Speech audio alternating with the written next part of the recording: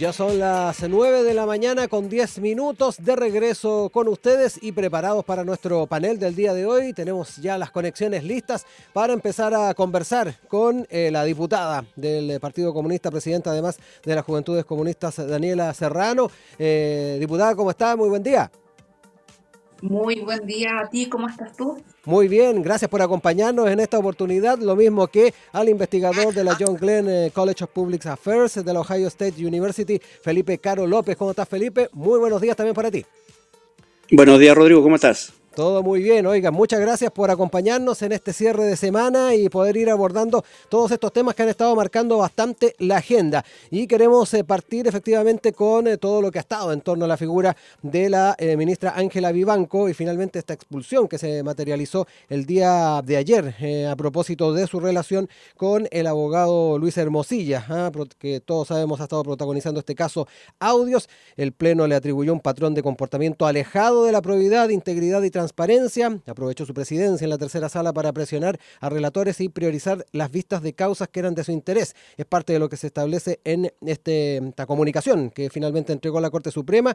Y además, dentro de los antecedentes, es la primera integrante de este máximo tribunal removida por sus pares desde Luis Correa Bulo el año 2001. Este pronunciamiento de la Corte, de carácter unánime además, corre en paralelo con las acusaciones constitucionales impulsadas tanto por el oficialismo como por la oposición en el Congreso.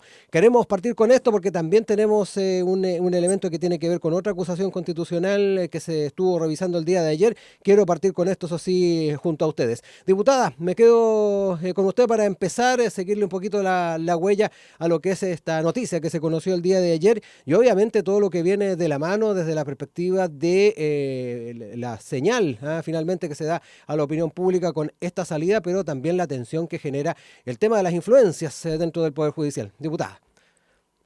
Sí, a ver, yo creo que lo primero es importante poder esclarecer cuál es la diferencia entre lo que pasa ayer con la Corte Sí, Suprema y lo que sucede con la acusación constitucional, porque claro, que muchas son, personas son han carriles preguntado, bueno, distintos. ¿cuáles son los efectos entonces? Claro, son carriles distintos, pero que también tienen, por ejemplo, una acusación constitucional tiene una responsabilidad que es distinta. Ujú, Y esto, por ejemplo, puede inhabilitar a una persona por 5 años de ocupar cargos públicos. ujú. Y creemos que eso también es muy importante, entendiendo que este comportamiento que tiene la ministra Ángela Vivanco podría también darse en otras hoy día entidades del Estado. Creemos que es una situación que hoy día, en particular el caso de Hermosilla, también habla de haber corrompido distintos niveles de las entidades públicas. Entre esos, por ejemplo, tenemos la situación y la vinculación con la Corte Suprema, tenemos una vinculación con la Fiscalía, también se están indagando, por ejemplo, relaciones entre los municipios o incluso también como una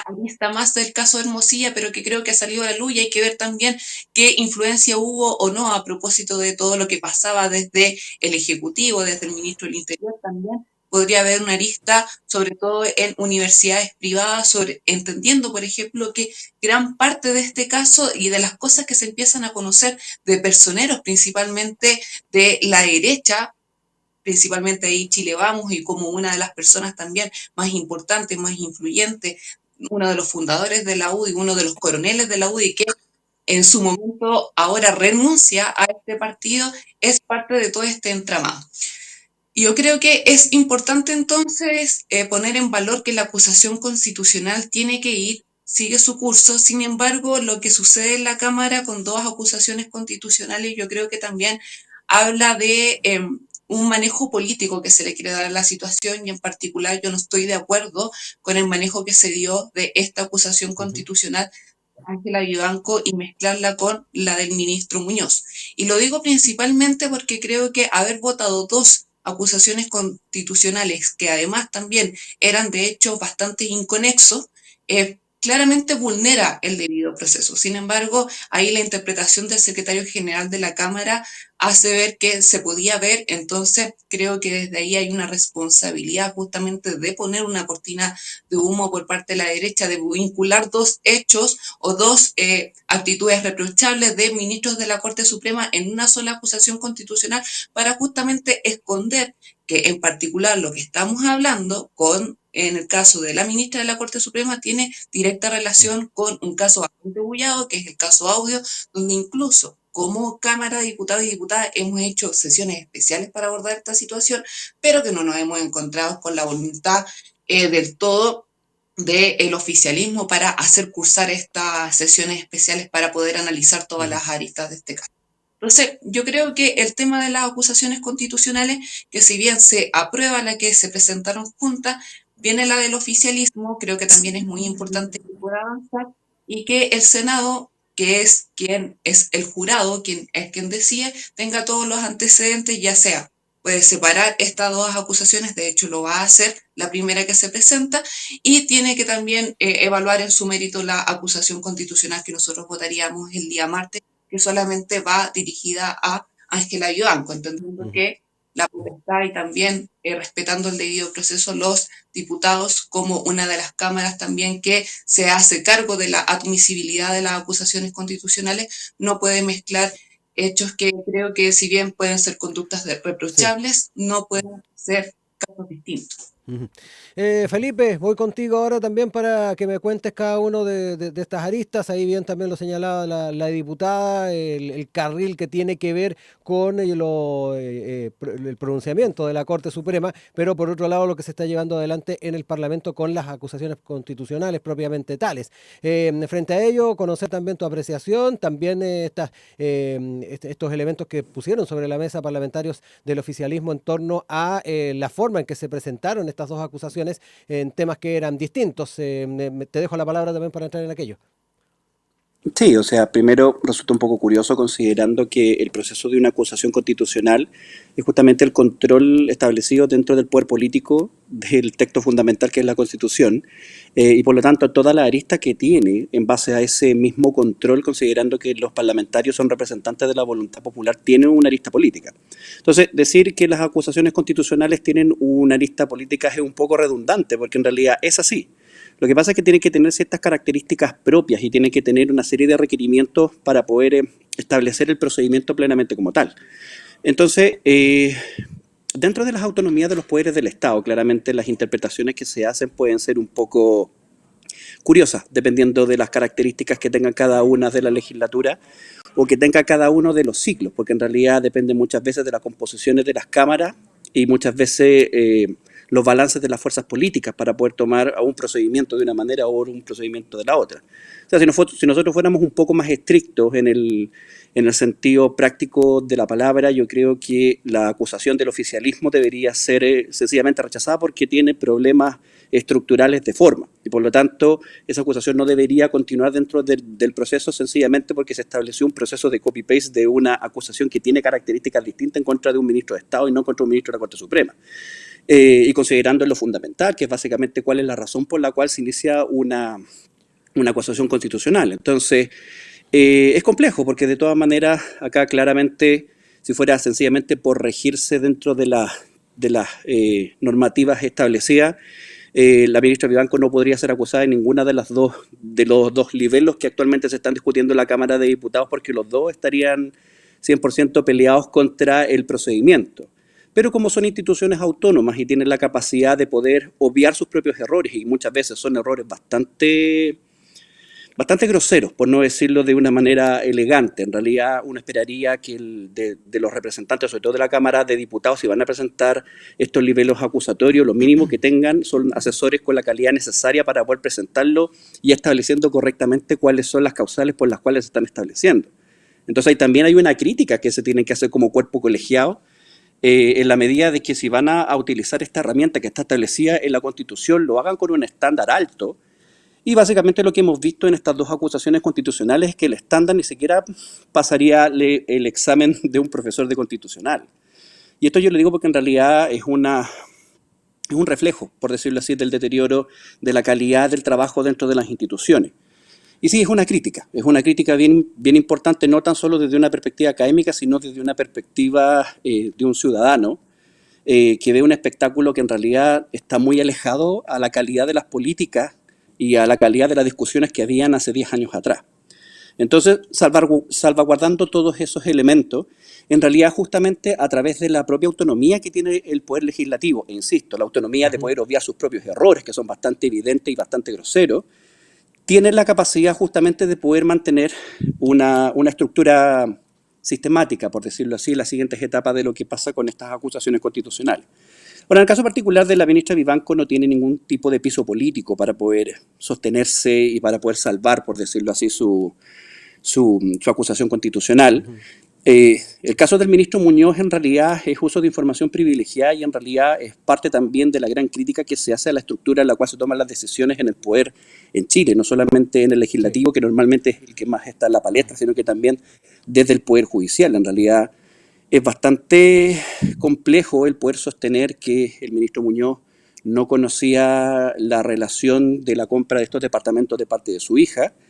Y en realidad también es bastante conocido en términos populares, por decirlo así, o sea, es un vox populi, el poder que tiene el ministro Muñoz, o el poder que tenía, más bien dicho, para poder manejar ciertos elementos y ampararse bajo un cierto nivel de impunidad. Entonces, más allá de las cuestiones prácticas, en realidad yo creo que esto es una gran oportunidad para sacar del Poder Judicial a un ministro que constantemente, y ahora en base a una evidencia bastante contundente, utiliza su cargo para poder obtener privilegios para sus familiares directos. Eso también incluye esta amonestación por escrito que tuvo su hija en particular. Entonces, yo creo que las acusaciones constitucionales están siendo el reflejo de lo que es actualmente la institucionalidad en Chile. Yo creo que van a llegar a buen puerto todas, pero también hay un cuestionamiento de fondo del procedimiento y el proceso, sobre todo de organismos y de poderes autónomos, como es el Poder Legislativo. Sí. Diputada, me quedo con usted para entrar también en algunos de los puntos que establecía Felipe, particularmente las características de estos libelos. Fue bastante crítico respecto a aquello, las características, la forma en que se elaboraron. Me quiero quedar también con la perspectiva suya, ¿no?, respecto de aquello, a la luz también de los apuntes más jurídicos que se hacen respecto a las imputaciones a ambos ministros de la Corte Suprema. Sí, a ver, a mí lo primero que me gustaría señalar es que claramente existe una descomposición de los distintos poderes del Estado y eso tiene que ver tanto por la capacidad misma que tienen también para hoy día algunos llegar a acuerdos, por ejemplo, en el caso de la Cámara, en el caso de sacar reformas importantes, en el caso incluso, si estamos todos preocupados también de la probidad y que estamos todos preocupados de la injerencia que puede tener este caso en particular con la Corte Suprema, debiésemos habernos puesto de acuerdo y no haber visto, bueno, quién llegaba primero con el libelo acusatorio.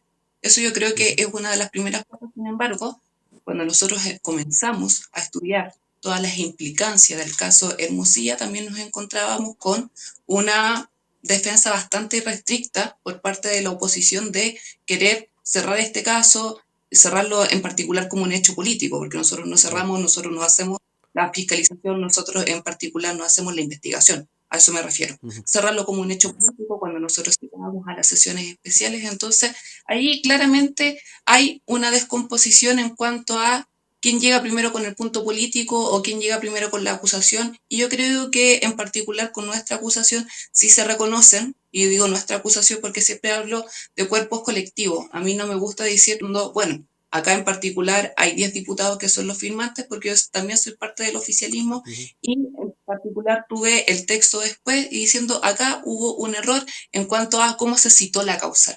Sin embargo, eso no es el argumento suficiente para llegar y desestimar una acusación que creo que en el resto del texto está muy bien fundada. Para eso hubo una comisión y esa comisión la pasa a sala y creo que en eso se cumplen los requisitos. Sin embargo, lo que nosotros estábamos solicitando durante esta semana y se lo pedimos al Pleno de la Cámara de Diputados y Diputadas es la consideración en poder separar las acusaciones que se hicieron juntas de Ángela Vivanco y también de Sergio Muñoz. ¿Y el por qué lo digo? Porque creo que no corresponde cuando son situaciones que son inconexas, son casos que son distintos y creo que a cada uno había que verle la admisibilidad en su mérito. No estoy diciendo que con esto en particular hubiese hecho o hubiese aprobado o no una o la otra, creo que había que hablarlo en cada uno en su mérito. Y cuando yo digo que son políticas, yo creo que acá somos todos políticos, todos hablamos en claves políticas, pero creo que esto tenía una intencionalidad de poder decir, bueno, acá son todos iguales y no asumir la responsabilidad que sucedía con el caso Hermosilla. O sea, era bien fácil presentar una acusación de una ministra que estaba vinculada directamente a Hermosilla, a Chadwick, con otro ministro que lo que se le está acusando es de un tráfico de influencia para favorecer a su familia. Y que no hay una conexión con el caso. Entonces, esa es la jugada que yo creo que también trae la desconfianza a las instituciones. Y yo creo que se podría haber preparado. De hecho, se lo comentamos, se lo dijimos en pleno de la Cámara al secretario general. Esto podría causar también un precedente para acusaciones completas, de cuerpos completos, que nosotros tendríamos que admitir. Y con causales que pueden ser muy distintas. Entonces yo creo que si bien puede tener un resultado positivo en analizar cada una de las causales, y eso lo va a hacer el Senado, y por algo también el Senado las va a separar, porque es juez y tiene que juzgarlas por separado, yo creo que la Cámara de Diputados y Diputadas tendría que haber hecho el mismo ejercicio. Ahora, yo creo que lo que me resulta interesante a mí, sobre todo en un caso de procedimiento, es cómo se actúa cuando tenemos dos acusaciones constitucionales contra la misma persona.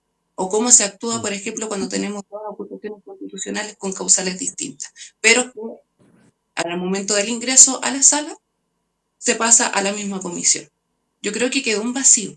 Y creo que eso también va a ser parte de una discusión del Congreso Nacional, porque creo que ninguna acusación constitucional se puede instrumentalizar de tal manera que se pueda esconder un caso que yo creo que todos y todas los chilenos tienen muy claro cuál es la influencia que ejerció el abogado Hermosilla con el ministro del Interior para corromper a distintos hoy día instituciones del Estado. Sí. Felipe, voy contigo para ir cerrando al menos esto, porque quiero aprovechar también un ratito para hablar de lo que fue la acusación contra la ministra Toa, pero para ir cerrando también este tema. Sí, mira, yo entiendo fundamentalmente cuáles son las aprehensiones de procedimiento, pero como bien dice la diputada, yo creo que ahí le haría una corrección. La acusación que ellos presentaron como oficialismo no contiene errores, contiene horrores, porque en realidad la calidad de la acusación, que es la base, o sea, por lo cual ustedes están acusando a una persona, es el alma, la columna vertebral, el pilar fundamental, póngale el nombre que le quieran poner. Si eso está malo, el resto de la acusación no tiene ningún tipo de sustento. Y eso ustedes como cuerpo colegiado lo obviaron. Y eso simplemente es un reflejo del nivel en el cual están legislando y el nivel también de los asesores que tienen, lamentablemente. Yo lo digo porque yo también fui asesor parlamentario. Y por lo tanto también sé cuál es el estándar que había, por lo menos en mi época, que bajo ninguna circunstancia me hubiesen perdonado una cosa de esa naturaleza. Porque en realidad no es justificable, bajo ninguna circunstancia. Menos todavía para asesores del Poder Legislativo, que tienen conocimiento supuestamente dentro de los procedimientos y que no deberían cometer esta clase de errores, porque en realidad son errores bastante grandes.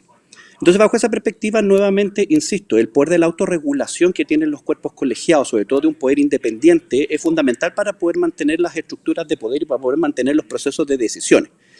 Y si ustedes de manera constante están en una crítica, efectivamente, de que se respeta el procedimiento o no se respeta el procedimiento cuando se trata de un libelo, una acusación constitucional que es redactado básicamente por la fuerza opositoria contraria y no son capaces también de reconocer, pero de reconocer en serio, de que ustedes también no están a la altura de poder presentar acusaciones constitucionales que cumplan con las mínimas normativas. En realidad yo creo que aquí lo que corresponde es no solamente hacerse una autocrítica, sino que también hacer un procedimiento mucho más complejo que tiene que ver fundamentalmente con una modificación de la Constitución para poder esclarecer dentro del mismo texto cuál es el procedimiento, o tal vez en una ley complementaria, una ley orgánica constitucional, para poder establecer con mucha más claridad cuáles son las características de las acusaciones constitucionales. Más allá del concepto simplemente de que uno pueda tener apreciaciones con respecto a la culpabilidad o no, porque eso es algo que tiene que tomar el Senado en su virtud de juez, de jurado, perdón, en este tipo de instancia, hay que recordar que también nosotros esperamos una calidad alta de las instituciones políticas y que justamente lo que se está cuestionando y lo que se está castigando acá es la corrupción que se ha dado a través de elementos que son los más objetivos y concretos posibles de un poder del Estado que está siendo controlado por otro poder del Estado. Y el control de este otro poder del Estado, si bien está siendo efectivo en la forma, o sea, básicamente yo creo que estas acusaciones constitucionales se van a aprobar plenamente como tal, están siendo altamente inefectivos en el procedimiento. Y por lo tanto también son ejemplos del bajo nivel que ustedes también tienen como parte de la estructura estatal en general, incluyendo los tres poderes del Estado. Yo creo que el principal problema está en eso, más allá del tema de que si sientan precedentes peligrosos o no en el futuro, ustedes como mismo cuerpo colegiado que se autorregulan, esto lo pueden sacar fundamentalmente a través de algún tipo de ley o a través de alguna reforma constitucional. Aquí yo creo que el principal elemento de fondo y el llamado que se hace, no solamente de parte de los expertos, sino que también de parte de la ciudadanía, es que suban el nivel, básicamente, y que no sean tan condescendientes con ustedes mismos en el sentido de decir de que se cometen errores, porque en realidad estos no son errores, estos son fundamentalmente falta de prolijidad, displicencia, no sé cómo decirlo, de un trabajo Sí. que tiene que ser de la más alta calidad, porque efectivamente lo que más se espera de parte de algunos de los representantes populares y también de todo el Sí. cuerpo colectivo en su conjunto. Yo quiero entrar al tema de la ministra Toá, pero entiendo que quiere hacer un apunte, diputada. Lo que pasa es que yo te puedo escuchar abiertamente, Felipe, te puedo reconocer incluso que existen errores que tú los catalogaste de horrores. Ahí cada uno tiene su apreciación distinta y yo estoy de acuerdo contigo con que subiera el nivel de discusión dentro de la Cámara.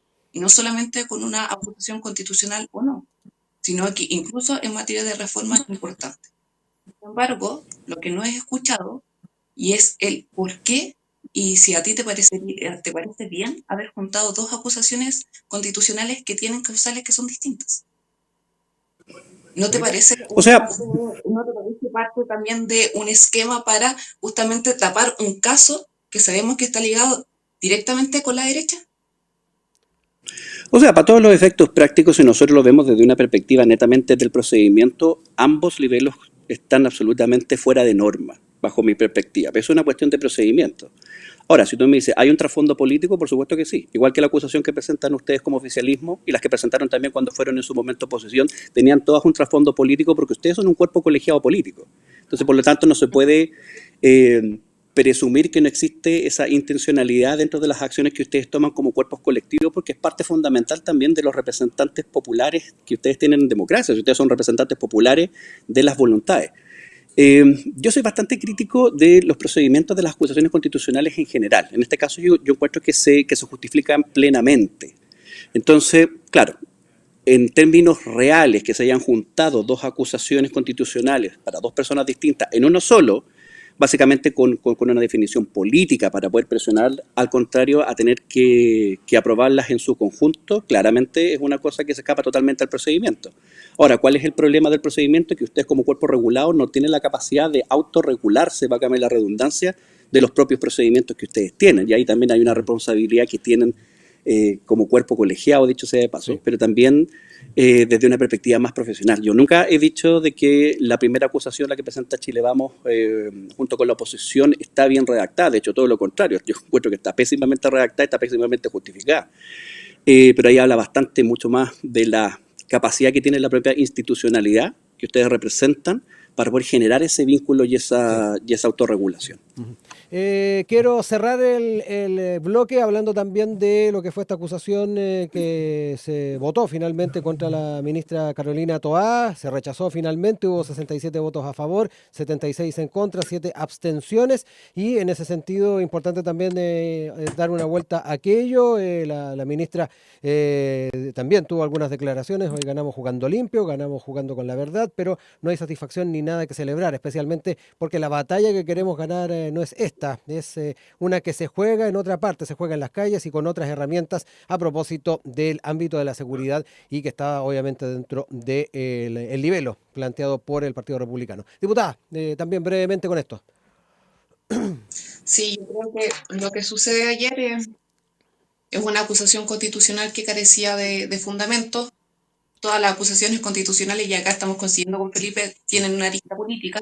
Sin embargo, yo creo que no solamente se haya sostenido con algunos votos del oficialismo, que fue en completo quien rechazó esta acusación constitucional, sino que también hubiesen existido dudas por parte de la oposición, también da garantías de decir, bueno, esto finalmente no era parte de un mérito de una acusación constitucional. Muchas críticas las conocemos, las vivimos día a día, incluso cuando estamos también discutiendo los proyectos de ley, pero yo creo que esta acusación constitucional es uno de los recursos que usualmente está hoy día acostumbrado al Partido Republicano de incluso hacerlo solos, porque ni siquiera incluyó a la otra parte de la oposición, para marcar este punto, para decir, bueno, es una acusación que a mi parecer tampoco se fundamentó en que la ministra haya transgredido la Constitución y las leyes, sino que era más bien parte de una crítica a su gestión, y yo creo que estaba bien rechazada. Ahora, atribuirnos esto a un triunfalismo, yo ahí tengo una serie de distancia, porque creo que acá es importante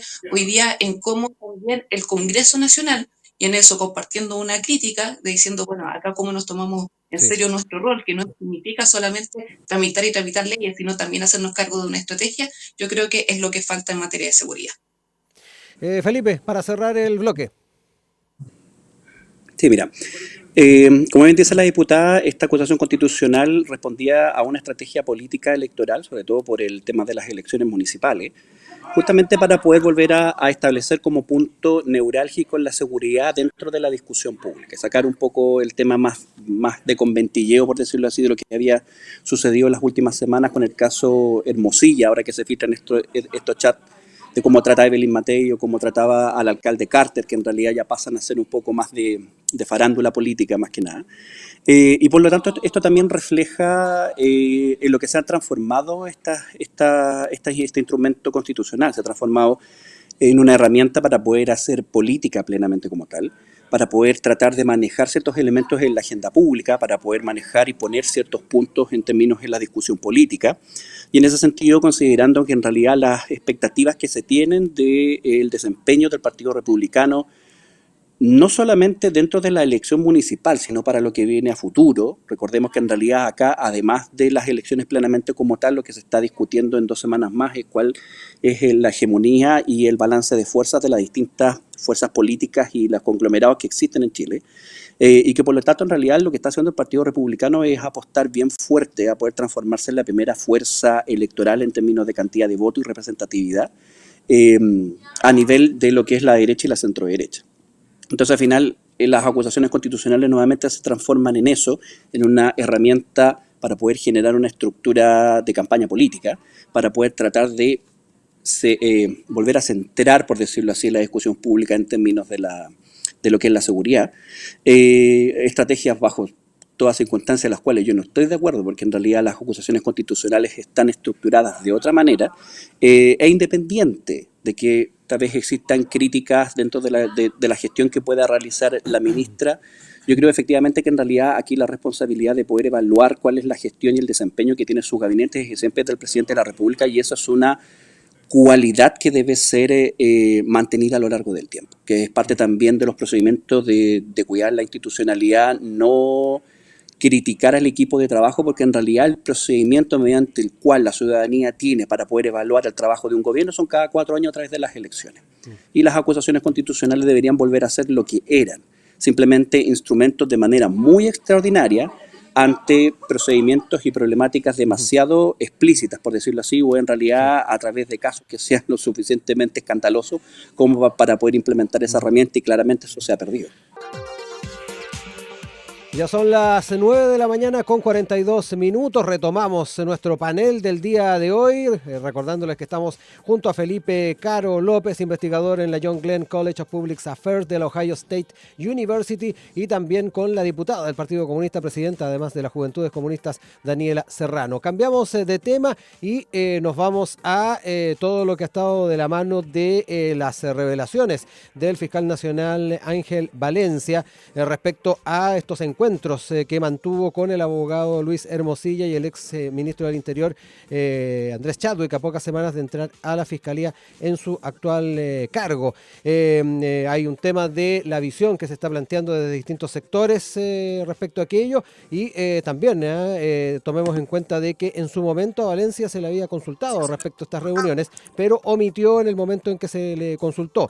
Dice, sí, hoy por supuesto que me arrepiento, parte de lo que ha señalado el fiscal, y frente a ello es bien importante las posiciones que se han ido tomando. Hay quienes se plantean que se inhabilite, hay quienes de hecho están pidiendo que dé un paso al costado, y también importante ver lo que se ha planteado por parte de algunos parlamentarios del Partido Comunista en torno a avanzar en una denuncia por ley de lobby tras esta reunión con Hermosilla y Chadwick. Son algunos de los puntos que se han estado estableciendo. Quiero entrar de inmediato con ustedes también a conversar al respecto. Felipe, parto contigo. Sí, bueno, esto es extraordinariamente complejo.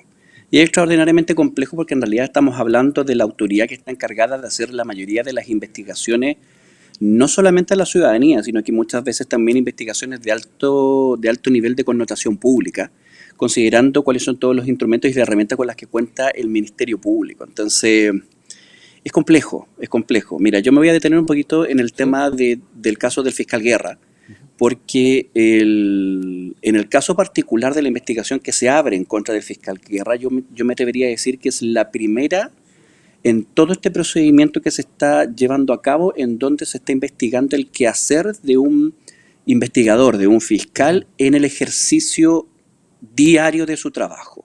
Y en ¿Ya? la historia En realidad, del Ministerio Público, además. claro, pues bueno, en realidad el Ministerio Público tampoco tiene Sí, tantos son años, pero en 25 realidad años. también tiene que ver, claro, tiene que ver directamente también con las características propias en las cuales se está por primera vez cuestionando en el ejercicio de su cargo a un fiscal. Yo encuentro que eso es gravísimo. Y si consideramos que la cabeza fundamental de este organismo, que tiene hoy por hoy la necesidad de investigarse a sí mismo y tiene la necesidad de investigar los procedimientos internos de los que se suponen son los principales puntales en términos de los procedimientos de transparencia que tienen, habla de una descomposición muy grande de cómo está funcionando el organismo en sí, también el vínculo que ha tenido con el poder político. Yo creo que para nadie es un misterio que después de lo que sucedió con los casos de financiamiento irregular en la política y todos los ajustes que se hicieron en aquel momento, cuando empezó a ser mucho más extensivo, no solamente en el caso Penta, sino que también en el caso SQM, ahí entramos en una especie como de punto de no retorno, en donde nosotros fuimos testigos, en términos bastante directos, de cómo el poder político frenó la capacidad investigativa del Ministerio Público con la finalidad de poder, contra decirlo así, las investigaciones que tuvieran alguna especie de vínculo con personeros políticos. Esto fue algo que se dio. O sea, primero que todo, cambiando al director del Servicio de Impuestos Internos, que el Servicio de Impuestos no presentara las querellas. La elección del fiscal Abbott, recordemos que también estuvo bastante influida en su momento, estuvo inmersa en una serie de cuestionamientos en el procedimiento en el cual se dio, porque para muchos políticos de aquella época se establecía que la elección de fiscal Abbott era también fundamental para poder cerrar los casos de financiamiento ilegal de la política. Y en definitiva, en realidad también refleja y es un espejo, por decirlo así, de cómo funciona el poder político en Chile. Cuando tú tienes una élite política que es fundamentalmente pequeña y que por lo tanto es muy fácil construir redes de apoyos y redes de contactos y de conocidos a través de ciertos organismos que son repetitivos a lo largo del tiempo, yo creo efectivamente que tal vez el fiscal se reunió con Hermosilla y con Chadwick en un principio de la buena fe, porque así funcionaba los distintos, por decirlo así, los distintos tipos de procedimientos informales dentro de lo que era el tema de la gestión política judicial, por decirlo así. Ahora, claramente que eso se haya establecido como una, comillas, normalidad, no significó bajo ninguna circunstancia que en la actualidad tenga que ser visto con el mismo prisma. Y en realidad ahí también se entiende por qué pide las disculpas públicas, porque tal vez en su momento no lo consideró como tal. Ahora, claro, el tema fundamental es saber hasta dónde esto influye en la autonomía que tiene el Ministerio Público, no solamente de hacer la persecución que corresponde al fiscal Hermosilla. Recordemos también cuando se dan a conocer a la luz pública los chats que tiene con la fiscal que lo está investigando, con la fiscal Parra, y los argumentos que da la fiscal Parra para no inhabilitarse. Aquí también entonces hay un cuestionamiento más de fondo. Entonces, que trasciende mucho más este caso en particular, dicho sea de paso. Tiene que ver fundamentalmente en la forma en la cual se entiende los vínculos del poder, la forma en la cual hay que construir estas murallas, estos cortafuegos, en donde los organismos autónomos, sobre todo los encargados de las investigaciones, están habilitados o no a tener este tipo de reuniones. Desde mi perspectiva, yo creo que por un tema de limpieza institucional, el fiscal nacional debería renunciar. Básicamente por un tema de omitir la información en su momento, que dicho sea de paso también se ha transformado en una cosa bien recurrente de parte de nuestras autoridades, que omiten mucha información. Pero es necesaria, sí. Es necesaria sobre todo para dar esa señal pública que efectivamente existe todavía el día de hoy la capacidad de asumir las responsabilidades políticas, Sí. aunque sea por errores involuntarios. Diputada, me quedo con usted también para que me cuente un poquito la apreciación en torno a estos antecedentes que se conocen en torno al fiscal nacional Ángel Valencia, pero también importante ir observando los apuntes que hacía Felipe respecto a lo que ha estado pasando en torno a la figura del Ministerio Público, y ahí también recordaba lo que ha sido la investigación en torno al fiscal Guerra. Sí, yo sin mucho más que aportar en términos Sí. de la argumentación que hace Felipe, que yo estoy de acuerdo. Yo creo que acá hay un problema también con el Ministerio Público y hoy día con la credibilidad que tiene el Ministerio Público y el rol que juegan los fiscales. Y la inhabilidad que nosotros estamos solicitando, porque los bien diputados del Partido Comunista es también entendiendo todo lo que se ha configurado, incluso con el rol que ha tenido Manuel Guerra, sobre todo en el contexto de caso Ujú. Audi. Lo que nosotros estamos pidiendo es esta inhabilidad, nosotros ya presentamos el escrito. Sin embargo, yo creo que atendiendo que puedan considerarlo o no, acá en particular hay un cuestionamiento muy fuerte al rol de los fiscales, y en eso yo me quiero remitir, por ejemplo, a lo que sucede con Manuel Guerra, ex fiscal y contratado, por ejemplo, en la municipalidad de La Florida, municipalidad, o sea, comuna a la que yo represento, donde en particular él estuvo a cargo de la investigación a cargos que se hicieron contra la municipalidad para poder ver malversación de fondos. Y en algún momento se cerraron todas las investigaciones. Y tiempo después aparece trabajando en la comuna de La Florida.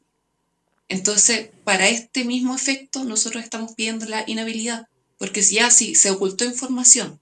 Yo creo que en algunos momentos también toda la discusión de la ley del lobby, y también se iban a presentar distintas modificaciones, que creo que la Cámara también tiene que trabajarlas, son de connotación de hoy día esconder una información que es muy necesaria, sobre todo en el contexto de una investigación de un caso que tiene muchas aristas, como lo decía cuando partimos del programa. Y en eso yo creo que la inhabilidad corresponde, pero corresponde también para poder salvaguardar toda una investigación que se tiene que seguir realizando. Muchos hablan del caiga quien caiga, yo no me voy a atrever a decir hoy día tiene que renunciar o no, pero sí al menos creo que el mínimo es que hoy día se puede inhabilitar todo esto para evitar la misma situación que estamos también trabajando con Manuel Guerra, todo esto en el entendido de que en este cargo de haber incluso estado, o sea, en el momento de haber estado a cargo de la Ujú. investigación de la Municipalidad de La Florida, termine trabajando en la Municipalidad de La Florida tiempo después, y después el alcalde Rodolfo Carter desligándose de su responsabilidad, a mí me parece que sigue siendo cuestiones bastante peligrosas. Y hoy día creo que lo importante es ver que el rol del Ministerio Público esté sobre todo dedicado a lo que tiene que estar, o sea, a lo que está hecho por función, y principalmente fiscales como estos, fiscales que hoy día están ocultando la información y que además van a estar a cargo de esta investigación, no lo van a estar haciendo bien, y creo que la Ujú. inhabilidad, al menos como primer paso, creo que se justifica muy bien. Nos quedan poquitos minutos. Los invito ahí a cerrar ideas brevemente, Felipe. Mira, lo más importante acá yo creo que es el fortalecimiento de los procedimientos de la ley de lobby, partiendo por un hecho que es puntual. O sea, parar con el eufemismo de establecer que los abogados no son gestores de lobby, o sea, que no son lobistas, sino que son gestores de intereses. O sea, en términos prácticos uno se pregunta qué es eso, bueno, ¿cachai? Si en realidad tienen una... Los abogados como profesión tienen ciertas características que son importantes para la fe pública. Y de hecho ellos mismos deberían ser los primeros grandes regulados en términos políticos y también en términos procedimentales, sobre todo considerando el gran rol que hacen no solamente en términos de los alegatos, sino también en gestionar de manera muy evidente distintos tipos de intereses privados y públicos, dicho sea de paso, en la forma de gestores de interés. Entonces, incluir a los abogados dentro de la ley de lobby, incluso con un apartado especial, porque yo creo que deberían estar doblemente controlados dentro del mismo proceso de ley, yo creo que es el primer paso que hay que realizar sin lugar a dudas. El segundo, yo creo que el fiscal Valencia comete un error gigante al querer establecerse o mantenerse en el Ministerio Público a lo largo del tiempo. Acá no se trata solamente de que se hizo algo correcto o no, se trata simplemente de salvaguardar la institucionalidad y lo más importante, cuál es el valor público que tienen las instituciones y la forma en la cual se van deteriorando a lo largo del tiempo cuando uno ve que las máximas autoridades o que autoridades intermedias no asumen su responsabilidad, sea esta directa o indirecta, y eso causa en la ciudadanía la sensación de que da lo mismo, en palabras bien coloquiales, que uno haga bien o mal la pega, que uno tenga más o menos éxito en las gestiones, si uno tiene los contactos correctos, jamás va a perder el trabajo. Y eso también genera un cúmulo importante de frustración a lo largo del tiempo, que también es un cúmulo, dicho sea de paso, para horadar la institucionalidad y que aparezcan proyectos autoritarios. ¿Ya? Yo he escrito varias columnas al respecto. Si efectivamente se llega a desarrollar un proyecto autoritario en Chile, yo daría por sentado, y es una cosa a la cual yo apostaría plata, que va a ser un proyecto que va a estar mucho más similar a lo que es Nayib Bukele en Salvador. Y por lo tanto va a estar muy alejado de cualquier proyecto de izquierda. Y es por eso que, desde mi perspectiva, son estas fuerzas políticas las primeras que deberían estar constantemente, no solamente en un cuestionamiento constante de la institucionalidad, sino que también ver la forma de poder establecer las responsabilidades de las máximas autoridades de todos los organismos públicos, pero de manera un poco más directa. Entonces, para ir cerrando, hay varios elementos que se podrían mejorar sin lugar a dudas. Yo espero que se mejoren, pero no creo que se mejoren. O sea, yo lo esperaría, pero no le tengo fe, lamentablemente, porque lo que ha sucedido en los últimos 3 años, los últimos 9 años, han dado fe constantemente que en realidad la institucionalidad chilena se ha visto muy debilitada.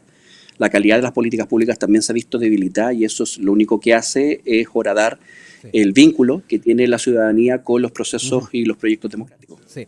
Diputada, para cerrar el panel, me quedo con usted y hablar un poquito también de estos apuntes, cierto pesimismo también de Felipe en torno a la forma en la que se puede ir avanzando institucionalmente e ir solucionando muchos de los problemas que se están haciendo evidentes ahora. Sí, lo primero sobre los pesimismos o no, yo creo que nosotros también tenemos que ser lo suficientemente responsables de ofrecer. Finalmente, constantemente nosotros, y en el ámbito en que nosotros trabajamos, en particular en la Cámara, claramente hay muchas denuncias de caiga quien caiga, no nos hacemos responsables, o vamos primero es quien hace la primera denuncia. Sin embargo, falta, por ejemplo, lo que yo creo que muchas veces se le llama más sustancia. O sea, cómo finalmente nosotros tomamos esto, lo transformamos, hacemos una reforma. Muchas veces se hablaba, por ejemplo, de la reforma al sistema político. De hecho, el mismo gobierno iba a presentar algunas iniciativas. Entendemos que existen distintas urgencias, por ejemplo, en lo que se está viendo en materia educativa, en lo que se está viendo en materia de seguridad, en lo que se está viendo en materia de salud. Sin embargo, yo creo que es importante que nosotros y nosotras entendamos que no hacer una reforma al sistema político, hacer una reforma a las instituciones que hoy día se encuentran también bastante dañadas, es también parte de un camino que se puede pavimentar, que es muy peligroso cuando la gente ya no cree en nada. Y que no crea en nada no significa que no crea en el político que va a ir a tocarle la puerta, sino que no cree en nada, es que no cree en sus instituciones, en que no denuncia. Yo trabajo harto en poblaciones y mi distrito en particular, en Puente Alto, en la Florida, en La Pintana, cuando decimos, bueno, que se denuncie, no, es que no creemos finalmente en la institución. Es que si nosotros ponemos una denuncia, se va a enterar, por ejemplo, el narco que vive en 2 cuadras más allá. Entonces, a eso me refiero en términos que no solo se trata como de las instituciones en sí, como parte de grandes magistrados o una cuestión, una superestructura que esté muy alejada incluso de la ciudadanía, sino que se trata incluso del cotidiano, y eso es lo que debilita la democracia. La democracia no es solamente el voto, la democracia es también cómo se fijan normas de convivencia. Y yo creo que en particular no solo el Congreso Nacional, sino que también todas las fuerzas políticas, sean transformadoras o incluso algunas de oposición en estos momentos o de derecha, que sean mucho más responsables que aquellos que están constantemente diciendo es que acá nada funciona, no, que no queremos Estado en ninguna parte. Y por tanto, por ejemplo, yo he escuchado hasta algunas bromas dentro de los mismos asesores del Congreso Nacional diciendo, bueno, cuando yo sea presidente, el Estado voy a ser solo yo. Y lo digo por una persona que se autoproclama en todos lados que va a ser el próximo presidente de la República. Y una persona puede manejar el Estado, una persona que hoy día no esté fortalecida, y que son justamente los patrones que está siguiendo la ultraderecha y que está finalmente hoy día rematando con estas iniciativas de que nada sirve y que hoy día, como nosotros estamos en una inacción, finalmente va a terminar hoy día con las instituciones de Venezuela y en particular con lo que sucede en el Ministerio Público, la inhabilidad como primer paso. A mí me parece, pero yo creo que la reflexión es más de larga data y no tiene que ver solo con cómo hoy día fortalecemos la democracia a través de la participación política en las elecciones, sino en las instituciones, en el cotidiano y finalmente para lo que están hechas las instituciones, que es también fijar normas de convivencia. Y yo creo que eso hoy día lo que nos estamos recordando y finalmente también trae una reflexión a fuerzas políticas serias. Principalmente yo también recojo el guante dentro de quienes hoy día queremos transformar esta realidad,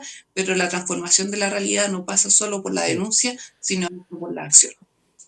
Daniela Serrano, Felipe Caro López nos acompañaron este día viernes en nuestro panel. Un abrazo grande para ambos. Gracias por acompañarnos y ya tendremos oportunidad de seguir revisando los temas de actualidad. Que estén muy bien. Buen fin de semana.